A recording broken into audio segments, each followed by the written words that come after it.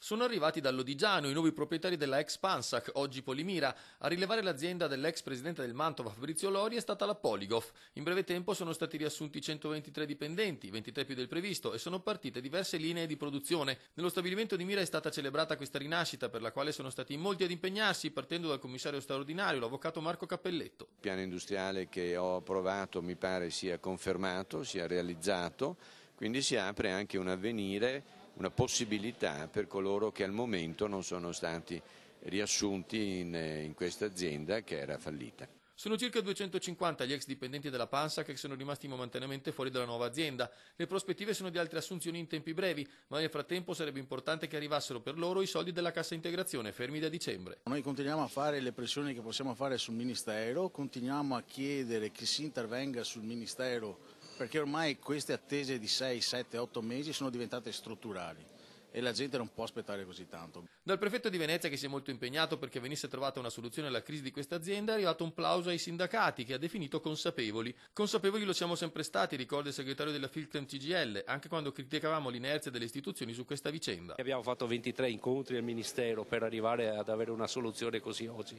Quindi di sindacato consapevole va bene, siamo consapevoli, ma se dall'altra parte poi non c'è chi con l'autorità che deve esserci, bisogna far pressioni, è chiaro, restiamo da soli. La soddisfazione è anche di chi è subentrato e ha trovato una situazione positiva con lavoratori capaci e motivati. Credo che con il contributo di tutti, di questi lavoratori meravigliosi che hanno veramente una cultura del lavoro che è difficile trovare da altre parti, glielo dico per esperienza personale.